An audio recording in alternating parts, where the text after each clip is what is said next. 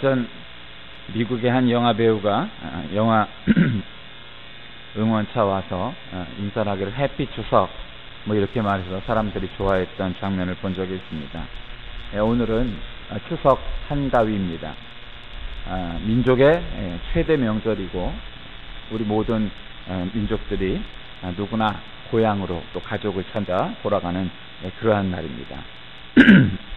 그런데 오늘 주일로 겹쳤기 때문에 우리가 예배를 먼저 드리고 가족들을 만나러 떠나시게 될 겁니다. 저는 가끔 그런 생각을 합니다. 명분으로 본다면 음력 8월 15일 바로 이 날을 추석 한가위로 지키는 게 전통이지만 그러나 꼭 그렇게 전통적인 습관에서 머물지 않고 이것을 좀 합리적으로 조정을 한다면 더 좋은 점도 있겠지만 사람들이 그런 어떤 습관에 젖어서 날짜를 바꾸는 것에 대한 거부감이 큰 것을 잘 압니다. 그런데 저는 생각하기를 100년 뒤에 200년 뒤에 분명히 추석의 날짜는 변하리라고 생각을 합니다.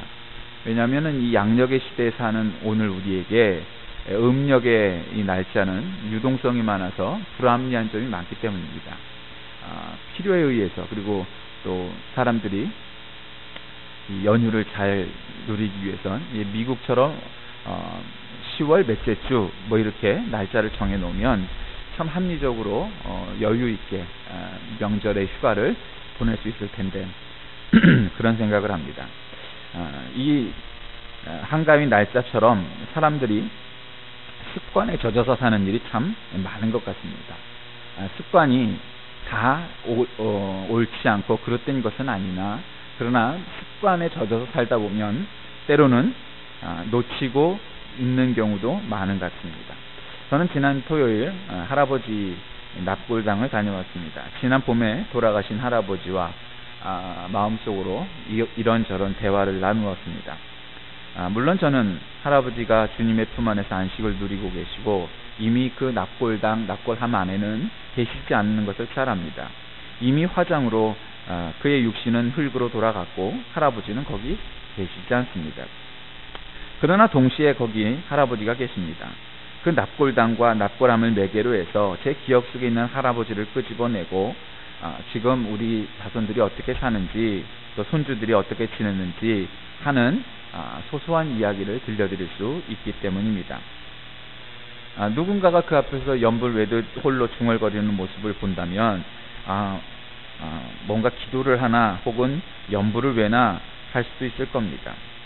그러나 그 돌아가신 할아버지 앞에서 지난 살아계실 때의 생전의 모습과 들려주신 말씀, 나누었던 대화 그리고 우리 남겨진 가족들의 일상의 이야기를 마치 살아있는 사람을 대하듯 할 수 있는 것은 바로 그분이 우리의 조상이기 때문입니다. 바로 그러한 모든 것들이 추석이 아니면 있을 수 없는 일일 겁니다. 그래서 번잡해도 추석은 있어야 합니다. 추석이 반드시 있어야 하는 또한 두 번째 이유는 우리의 사람됨을 확인시키는 것이기 때문입니다. 우리에게는 본능적으로 그리할 수밖에 없는 본능적으로 그리하는 성향들이 있습니다. 저는 그것을 오늘 가리켜 습관이라고 이름 지었습니다. 이 습관은 인간에게 누구나 다 갖고 있는 본능입니다. 무서우면 몸을 움츠리고 뭔가 날아오면 눈을 감거나 피하는 것 같은 아주 일상적인 것에서부터 출발하여서 인간이 문명을 만들고 문화를 만들어서 생겨난 습관에 이르기까지 많은 것들이 있습니다. 여러분이 잘 아시는 것처럼 다윗에게는 압살롬이라는 아주 준수하고 잘생긴 아들이 있었습니다. 그런데 본인 스스로 교만에 빠지고 사람들의 부추김을 얻어 결국 아버지한테 쿠데타를 일으키게 됩니다.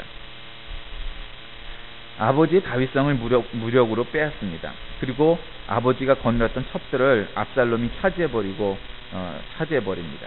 옥상에 장막을 치고 모든 이스라엘 백성이 보는 앞에서 아버지 후궁들과 동침을 합니다. 아들에게 왕궁을 빼앗기고 도망다니는 아버지 다윗의 마음이 어떠했겠습니까? 아들에게 이런 몹쓸 꼴을 당하다니 참으로 그는 죽고 싶은 심정이었을 겁니다.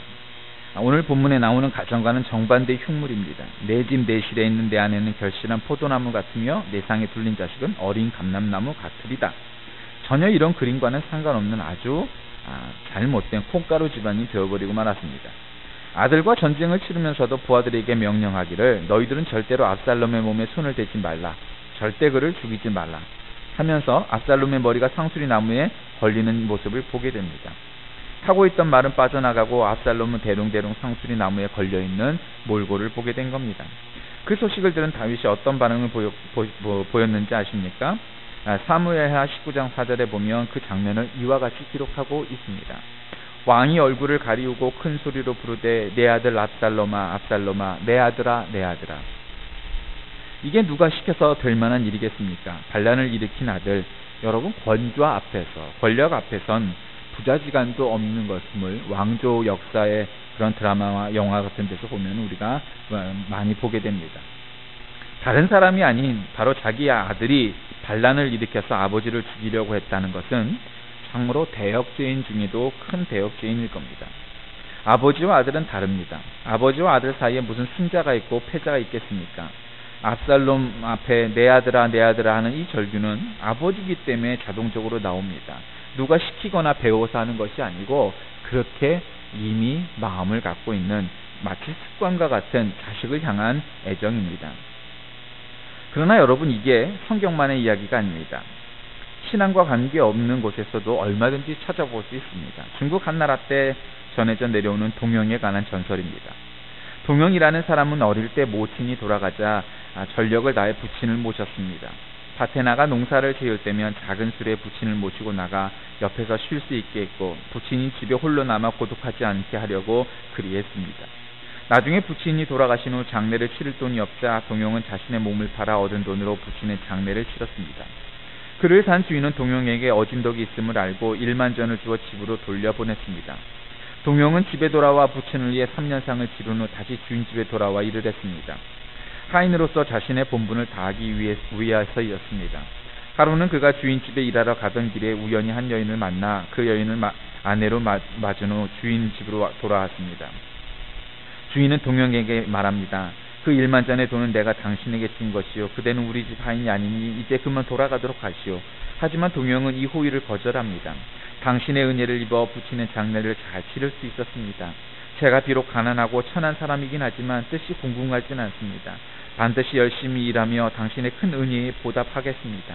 주인이 말하길 당신 아내 무슨 일을 할 수 있소? 예, 배를 짤 수 있습니다. 그렇다면 내가 당신 아내에게 100필의 고운 비단을 짜게 할 터이니 그것으로 서로 빚을 갚은 셈 칩시다. 이리하여 동영의 아내가 주인 집에 옷감을 만들어주기로 했는데 겨우 열흘 만에 100필의 고운 비단을 완성했습니다. 동영과 그의 아내는 주인에게 작별을 구했습니다. 주인 집 문을 나서자 아내가 동영에게 말합니다. 저는 천상에 직렬합니다. 부친에 대한 당신의 효성이 너무 간절한 까닭에 천재께서 제게 당신을 도와 빚을 갚아드리라고 하셨습니다. 이제 저는 임무를 완수했으니 이만 작별을 구할까 합니다. 그녀는 이 말을 마치고 곧장 하늘로 올라갔다고 합니다. 수신기 1권에 나오는 이야기입니다. 여러분, 이와 같이 사람들은 부모에게 효도하고 자식을 사랑하는 그러한 타고난 본성, 그리고 오늘 습관이라고 표현하는 바로 그러한 성향이 있습니다. 그러나 그러한 타고난 것과 갖고로 우리가 이 세상을 모든 걸 다 살아갈 수는 없습니다. 좋은 습관을 갖는 것은 굉장히 중요합니다. 좋은 습관을 갖는 법에 관한 책들도 시중에 참 많이 나와 있는 것을 보게 됩니다. 그 중에 한 가지를 보니까 새 습관 7단계 형성법이라는 게 있습니다. 1단계 결심하라. 항상 특정 방식으로 행동한다고 단단히 결심하라. 예를 들어 매일 아침 일찍 일어나 운동을 하겠다는 결심을 하면 그 시간에 잠용종 시계가 울리도록 하라. 시계가 울리면 즉시 일어나 운동복으로 갈아입고 운동을 시작하라. 2단계 예외를 인정하지 말라. 새 습관의 형성기에 예외를 인정하지 말라. 핑계를 만들지 말고 합리화하지 말라. 의무를 저버리지 말라. 매일 아침 6시에 일어나기로 결심하면 자동적인 습관이 될 때까지 6시에 일어나는 연습을 반복하라. 3단계 다른 사람에게 말하라. 특정한 행동 습관을 익히는 중이라고 주변 사람에게 말하라. 결심을 밀고 나가는 당신을 지켜보는 사람이 있다고 생각할 때 당신은 놀랄 만큼 굳은 결심으로 원칙을 지켜나간다. 4단계 새로운 자신을 시각화하라. 마음의 눈으로 특정한 방식으로 행동하는 자신을 보라. 새 습관을 익힌 당신의 모습을 더 자주 시각화하고 상상하라.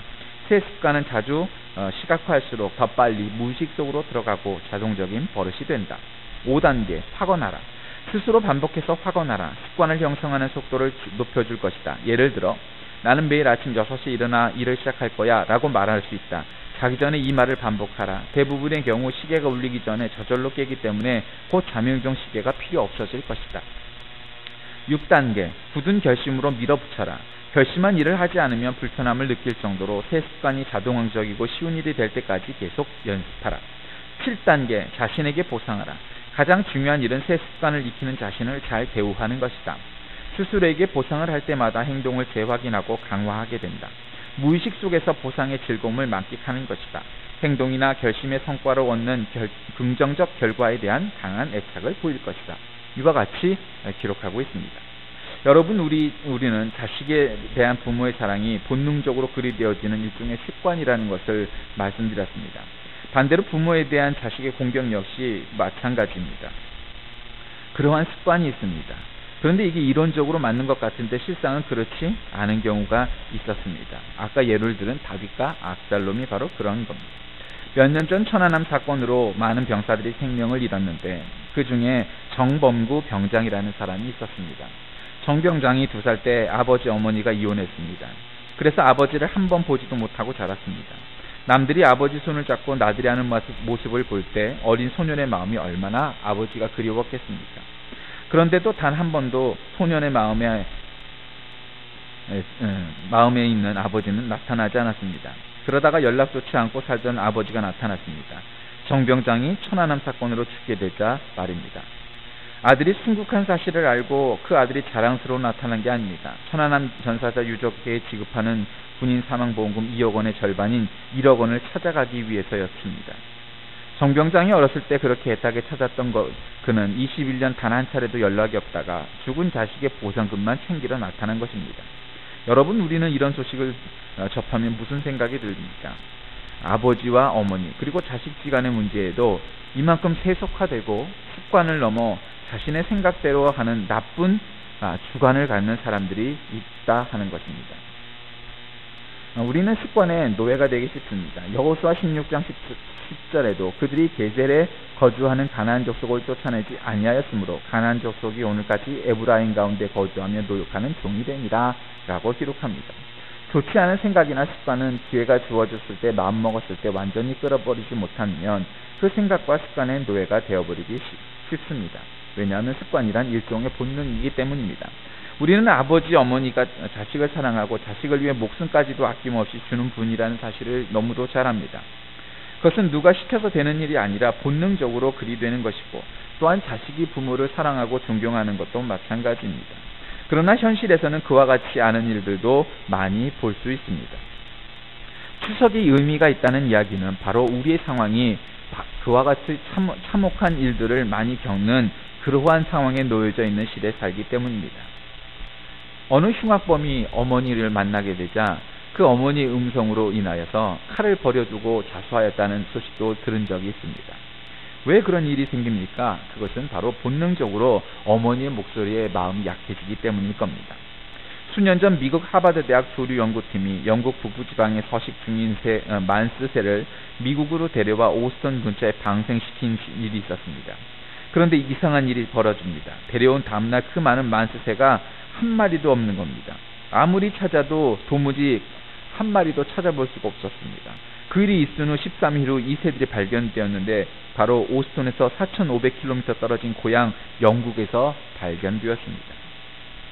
말하자면 이 만스라는 새에게는 무서운 귀양 본능이 있었던 것입니다. 북극곰도 마찬가지입니다. 북극곰을 마취제 주사를 맞은 뒤 비행기에 실어 무려 500km나 떨어진 곳에 갖다 놓았습니다. 그런 데서 마취에서 깨어난 곰이 자기 집을 여지없이 찾아가더란 것입니다. 얼음뿐인 불모지에서 어떤 냄새나 지형적 표식도 찾기 쉽지 않았고 또 빙하가 떨어져 나가면은 바다가 가득 차 있는 바로 그것을 향하여 자기의 고향을 찾아간다는 것입니다. 우리가 너무도 잘 아는 연어는 말할 필요도 없습니다. 자기가 태어난 강이나 개울까지 돌아가기 위해서 큰 바다에서 무려 3,200km까지도 헤엄쳐 간다고 하는 것이 연어의 본능입니다.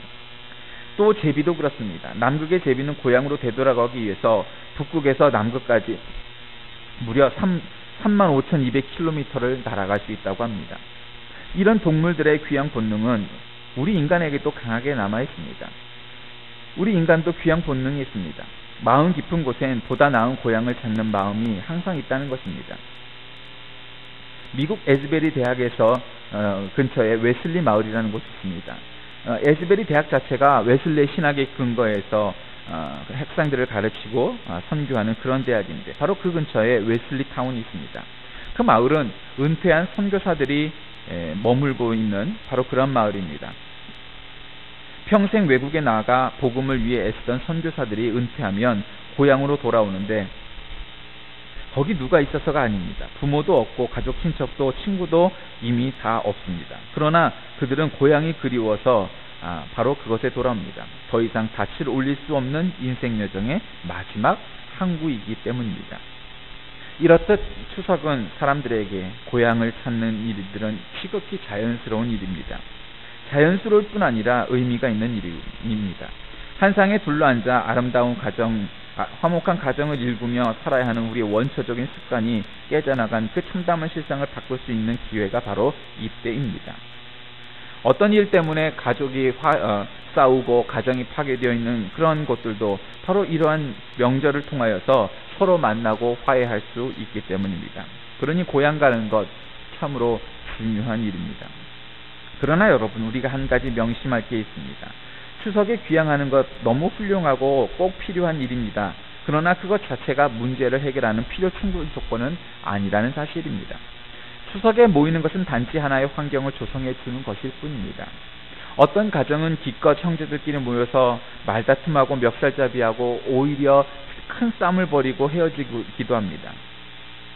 그러한 미움과 갈등이 더 파생되는 명절이라면 없는 이만 못할 것입니다. 이와 같은 문제들을 고치는 하나의 방법은 바로 오늘 본문이 주는 교훈입니다. 우리 함께 1절을 한번 보시기 바랍니다. 여호와를 경외하며 그 도에 행하는 자마다 복이 있도다. 아마 여러분 중에 이 말씀이 무엇을 말하는지 모르는 분은 안 계실 겁니다. 하나님은 가정의 행복, 가정의 화목, 그런 것들을 위해서 우리에게 그런 사명을 주신 분입니다. 근데 그것의 가장 큰 도는 뭐라고요? 하나님을 경외하는 데 있다고 성경은 말씀해 줍니다.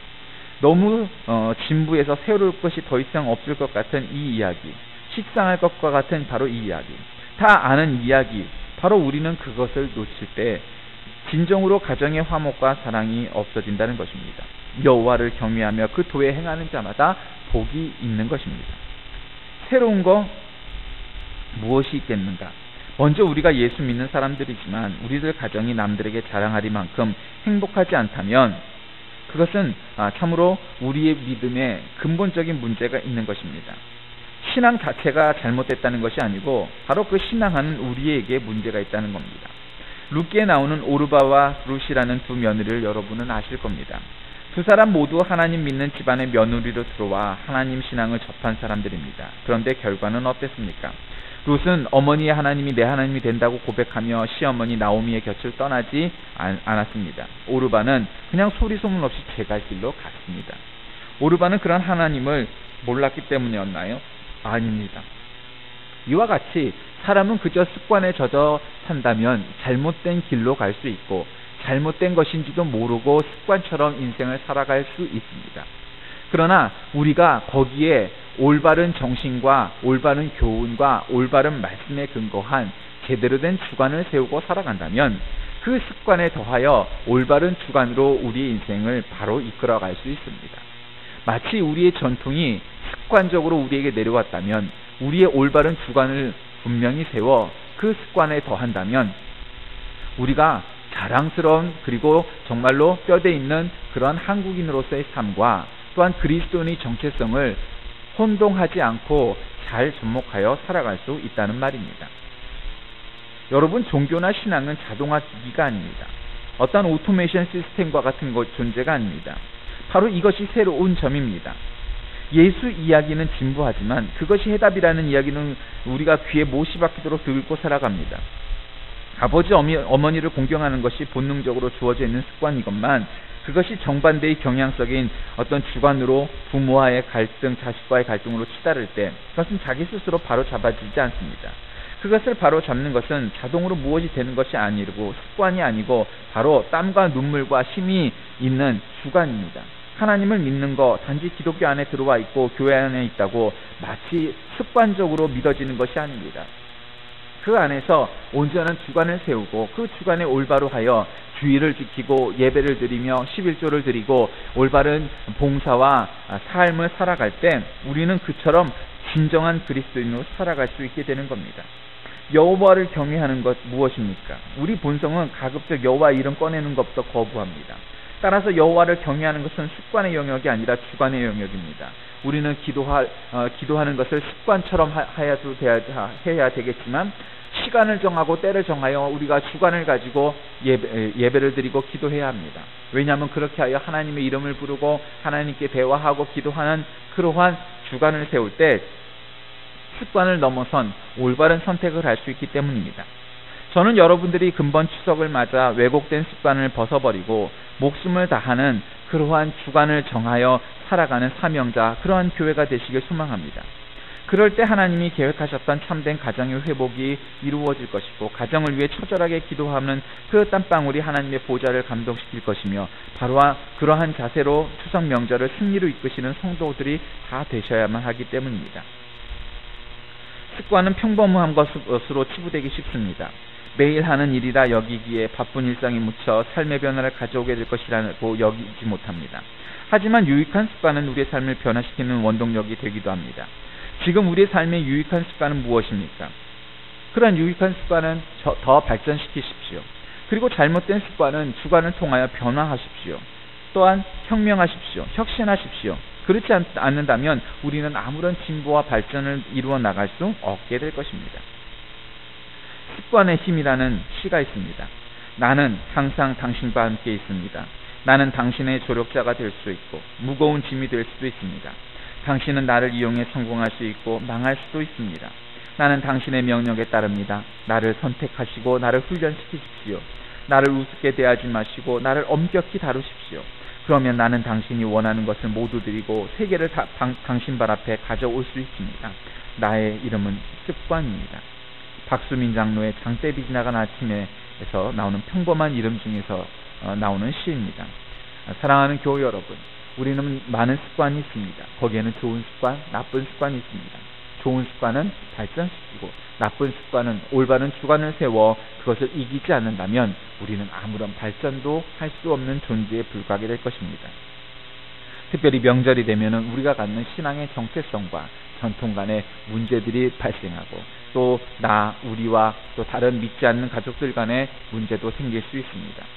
우리가 진정한 그리스도인이라면 지혜롭게 참으로 이 문제들을 잘 슬기롭게 극복할 수 있을 것입니다. 습관에서 주관으로 우리가 이와 같은 명제를 올바로 실천한다면 이 명절이 참으로 하나님 앞에 그리고 사람들 앞에서 참으로 기쁘고 행복한 명절이 될 것입니다. 이 한가위 참으로 하나님 앞에 그리고 또한 조상들 앞에 그리고 가족들 앞에 모두가 서로가 행복하고 기쁜 명절 다 되시길 주의 이름으로 간절히 축원드립니다. 기도하겠습니다. 살아계신 하나님, 우리가 살다 보면 그저 묻지도 따지지도 않고 습관처럼 살아가는 일들이 참으로 많습니다. 때론 잘못된 습관들도 많은데 그것을 주관으로 이기지 않는다면 우리는 아무런 발전도 없이 그저 그런 인생을 살아갈 수밖에 없습니다. 잘못된 것은 고치고 혁신하는 그러한 발전이 있는 인생이 되게 하여 주옵소서. 그리하여 끊임없이 혁신하여 참으로 지금은 상상할 수도 없는 발전을 이룰 수 있는 우리 모두가 되게 하여 주옵소서. 이 명절 오고 가는 발걸음과 모든 속하 있는 권석들과 그 가문 위에도 하나님의 은혜와 평강이 넘치게 하시고 참으로 그리하여 날마다 진보하는 각 영혼들과 가문이 되게 인도하여 주옵소서. 예수 그리스도의 이름으로 간절히 축원하며 기도드리옵나이다. 아멘.